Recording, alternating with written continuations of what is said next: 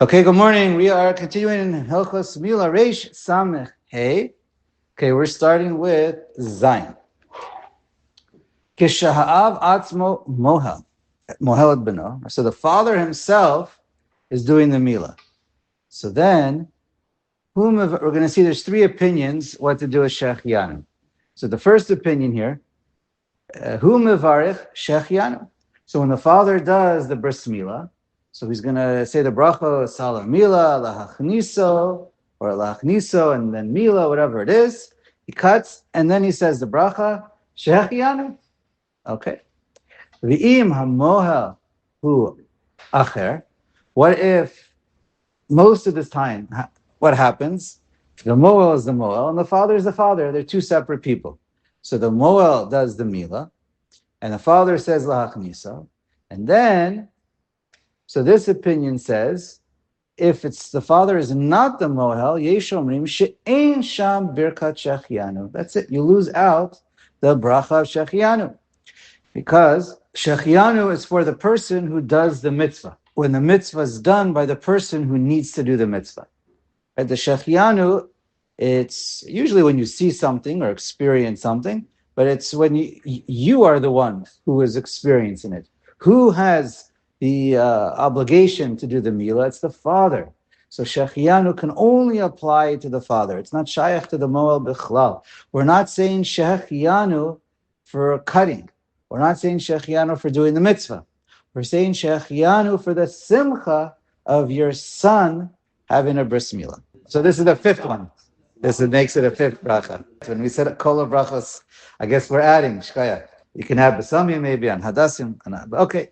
So now, this is the first opinion in the Shulchan Aruch, and as far as I know, nobody paskins like this opinion. So let's keep reading. Uleharambam le'olam ha'av mevarich Shehechiyanu al kol Milah v'Milah.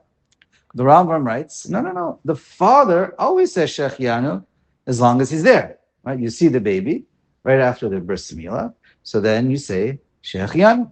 Right, and because shlucho kemoso dami, because the father appointed the moel to be a shaliach, and we're going to see this again coming up.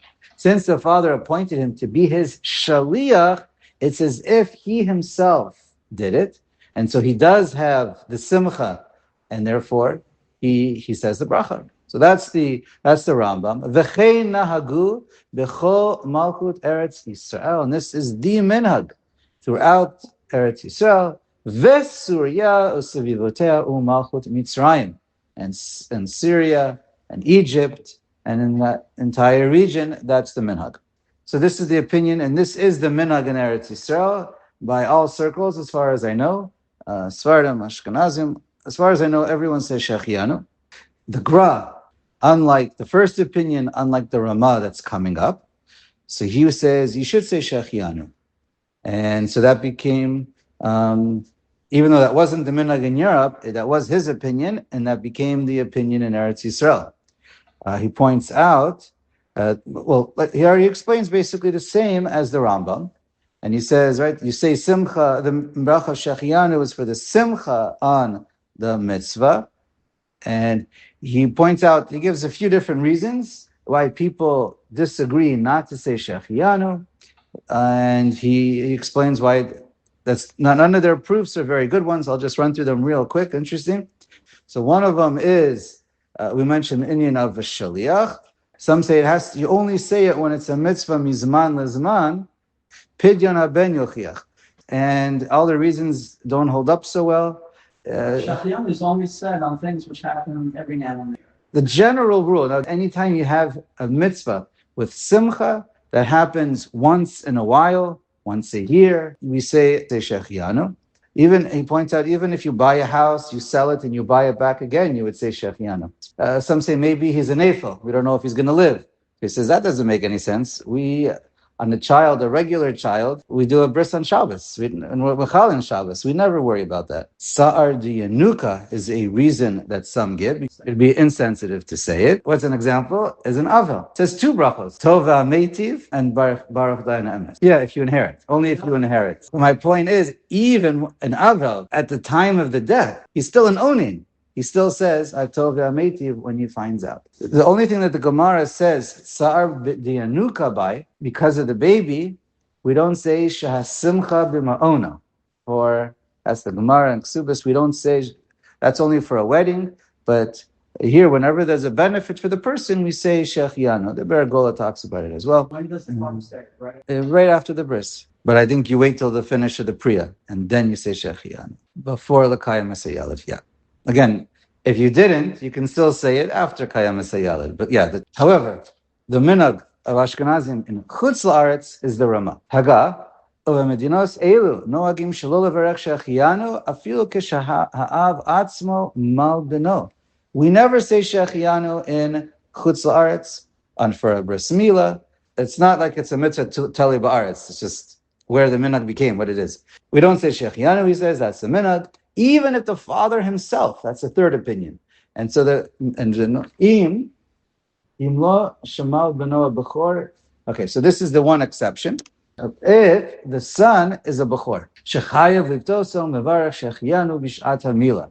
So if really pidyon haben, everyone agrees, gets shehechiyanu for the bechor, it's a one-time mitzvah, and so therefore you say shehechiyanu, and that he agrees with, and he says, since you know it's coming up, you can say the Shehechiyanu already at the Milah. That's the only exception. The Shach is against it. The Shach says it's not the minhag. Ve'enu mevarach b'shat pidyon, and then you don't say it later if you already said it now. Aval keshepatur mi pidyon eino mevarach Shehechiyanu.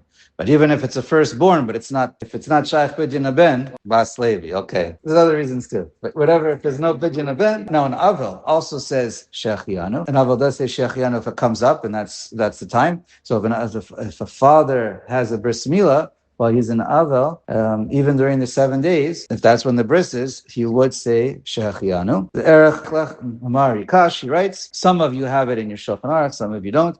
So he also mentions, let's say the father was out of town for the bris. So you say Shehechiyanu when you see the baby. We previously mentioned the question, what to do about L'Hachniso, if you can do it on Zoom or a phone, whatever, when you know exactly when it's happening. We left it as a question mark. Hopefully it doesn't come up too often. For Shehechiyanu, at least here he writes Meferush. Normally Shehechiyanu, like I said, you say it when you see it and when you experience it. So he says, you should say it. You're happy that your son has a bris. You didn't lose it out, the mitzvah. When you see him for the first time, then you should say Shehechiyanu.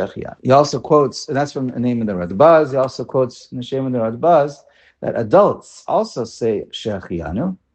So as long as they can concentrate, they're awake, whatever, they also say, let's say a Baal Tshuva gets a bris milah. Okay. Ein tzarich lachasot ervat katan b'shat bracha. So what does the Moel do now that the baby's there? He's naked. The erva, right? It's visible.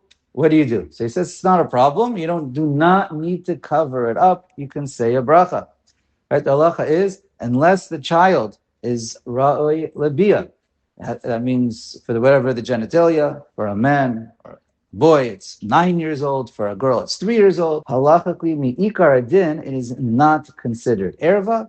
Okay, lechatchila, we usually keep it covered. Mi'ikar adin, it's not considered erva. So it's not a problem. You're allowed to look at it. Some are mach, some consider the magain also enough to cover it. The foreskin you'll see, but you won't see the rest of the aver. But mikar din, everyone holds it's not a problem. The Gra actually writes it's usher to cover it because you have to hold it and you have to be ready. And you don't want to cover it because it'll slow down the process. First of all, that you could be causing extra tsa'ar to the child, pain. But he also writes, because every bracha has to be over l'siyatan, not over de over. Right? Whenever you say a bracha, you want to hold the item before you say the bracha. That's by like lulav, one of the classical cases we already mentioned. That you want it to be there. But so should you hold everything or just the lulav? That's how here. So here also he says you want to hold it so that you're ready to go. And so too paskins the Mishnah Bura that you should hold it and not cover it. By an adult, no. So an adult is it's usher to so therefore you cover it. When you say the bracha, uncover, you cover it, say the bracha, then you uncover it, and then you hold it. If you're covering it, you should at least hold it. Yeah, but it's better not to cover it. Most Poskim say it's better not to cover it. Oh, by a gadol. Yeah, touching is a problem. Even for an adult, when you're saying brachas, it's a problem. Even if it's in your underwear, it's a problem. If it's touching your thigh. So yeah, no, that's a problem. Next, aval, yesh l'nakot hakatan mitzoato kodem shiavarech. Now, lechatchila, he writes, you should clean if there's if the baby does number 2, whatever, mexil tzoa, bowel movement. It is preferable to clean it. You don't have to, because any bowel movement, any tzoa from a baby is considered not a problem. I think it's shara'ui le'achol kazayit daga. So therefore, I think most say it's a year. But it's nice to clean it because it's dirty and it's a bracha. Yes, the Gra writes it's a chumra ba'alma, especially if you cover the tzoa. Tet. Avi haben omer al hamoel lehodio shehu shlucho. So the father should stand there and tell, give a directive, tell the moel that you are making you my shaliach, proper shaliach. Again, now this is not me'akev, but it's lechatchila. One should do this, and the Gra explains because the Milah, it's a little bit al pidrash, it's considered like a korban. So korban, we're sacrificing a part of our body for a Kadosh Baruch Hu. So therefore, the Milah is a dugma the korban. We'll see how that comes up again in a moment. And whenever a person makes the Kohen, whoever, for any korban, you appoint the korban to do it for you, you have to make him your shaliach, or whoever is doing it for you. Yud, if you don't appoint him, of course it's ma'akev. If you didn't, there's no shlichus whatsoever. I mean, if no one could just come up and bring a korban on your behalf. That's not Yud. Notnin et orla bechol ve'afar. The minhag is we take the orla and we put it on dirt and we bury it. B'chein rokim dam hamitzitza ala afar. And some say you take some of the blood from mitzitza, the sucking, and you put it there as well. V'im hu Shabbat tzarich shiyu muchanim meba'od yom. But if it's Shabbos, you have to make sure prepare the dirt ahead of time. Otherwise, you have to just save it for Motzei Shabbos to put it on dirt, because general dirt is muksa. You have to set it aside to not make it. Just share real quick, what's the significance of afar? There is even a midrash that some say should put it by water, based on psukim. I didn't bring them here, but you can look them up. There are a couple of psukim in Nach, where it talks about Dam Milah Barashem washing us. And we do dirt. So in Pirkei de Rebbe Eliezer, it's quoted that Bnei Yisrael, when they did their Milah in the desert, so they covered it up, or they put it on the ground. They made a pile, they put it on the ground, on the dirt. And then Bilam came along. This is also quoted in the Gra, if you want to look, where he Bilam came to curse, and he saw that all these foreskins, all these orlas were there on the dirt in the desert. And he says, how, would they have this mitzvah? When he saw that, he's like, how can I curse them? They have this mitzvah of Bris Milah. It was like right in his face. He himself also said that Bnei Yaakov, Bnei Yisrael, are alluded to so that's also another pasuk says we're alluded to, that we can't count them, that we should be so many. It's a little bit related to the Bris Milah, for obvious reasons, but it's related to that the Jews should be so many, so that's the meaning of using afar. There should be so many like the afar of the world. Made a pile of the orlos of Gilgal and burnt them. Right, that was another midrash. So why is it? So that's about burning. Oh. So we have this midrash. Okay. Anyway, minhagim. Can't always ask. Can't over ask. Okay, let's get to the Okay, Yud Aleph. Okay, this is going to be a fun one about Eliyahu and Hanavi. Noagim lasot kisei le Eliyahu. So we all know there's a minhag of Eliyahu and Hanavi. We make a special chair for him. Shenikra Malach Habrit. Eliyahu is called the angel of the Bris. Why? Why Eliyahu? What's that about? Yomar befiv shehu kisei Eliyahu. So we say we declare out loud that this is the seat of Eliyahu. So we put him down and we say that it's also in Pirkei de Rabbi Eliezer, and it's in the Gra, it's in the Prisha. It's from Navi. Malachim Aleph Yud Tet Tet. So that's where Eliyahu Navi was Achav Yizavel. They were killing all the Nevi'im. He was running for his life and he was starving, and he basically said, "Take my life, it's enough." So there was the Nevuah, Hashem, and he both said that Eliyahu was Kanai for Kadosh Baruch Hu. He was upset that either, it talks about the Brit over there, either that the Jews weren't doing the Bris Milah, that's one version, or it wasn't, or the Bris of keeping the Torah in general. But according to the Pirkei Rabbi Eliezer, it seems like that the Malchus Ephraim stopped doing a Bris Milah. So Eliyahu was, basically telling them they're going to get punished. He took away the rain and v'chulei, and he did what he can in order to fight for Kodesh Baruch Hu. And he was a bit of a kanai. He may have went too far. So anyway, so what happens? So Kodesh Baruch Hu says, "Chayecha she'ein Yisrael osim brit milah ad she'ata ro'eh beinecha."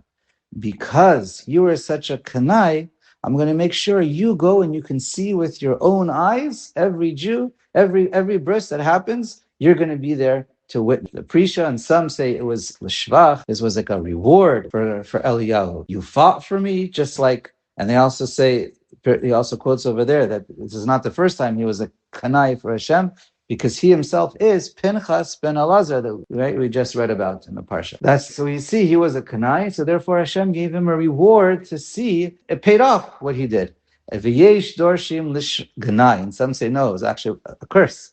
That instead of resting and relaxing in Gan Eden, he has to busy himself every day running around to every bris milah, because he went too far against Kol Yisrael. Hagav v'noagim lahader achar mitzvah zu liyot sandak v'tfos hatinok l'mo'alo. It's great to be a sandak, to run after this mitzvah if you can. I mean, you have to be given it.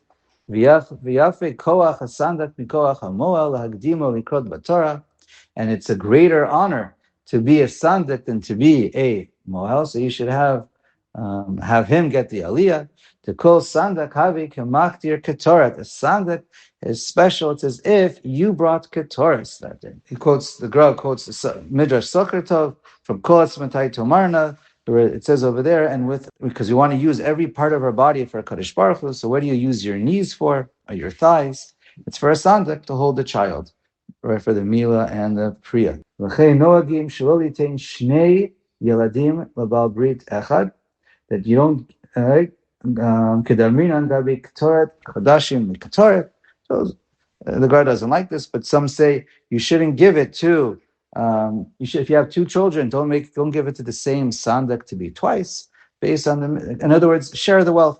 You should share the zchus, because ketoret we know by the kohanim. You only got to do it once in your life, because it was a bracha or a segula for wealth, for money.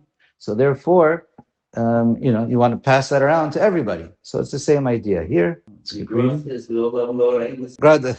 with this segula, and some could say by others. He writes, we never saw a sandak who actually got wealthy. So therefore, but he says, he doesn't like the minhag for this reason, but he says is a tzava from Rabbi Yehuda Achasi that says you shouldn't give it to more than one, and so that's the reason. One should not have a woman be a sandak because it's pritzas, whether it's the kavod of getting that position, everyone's looking at her, spreading the legs, whatever it might be. But she still could be part of it. She brings in the baby.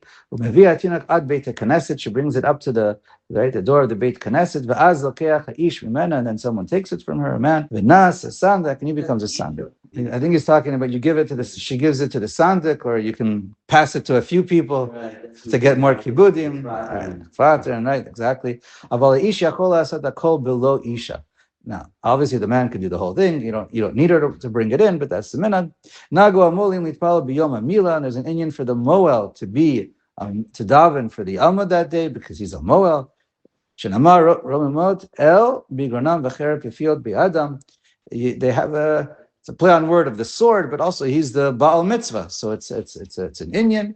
However, the Shach points out it's a much bigger inyan if you're an avel, and that's yours chus for the year, then you should do it.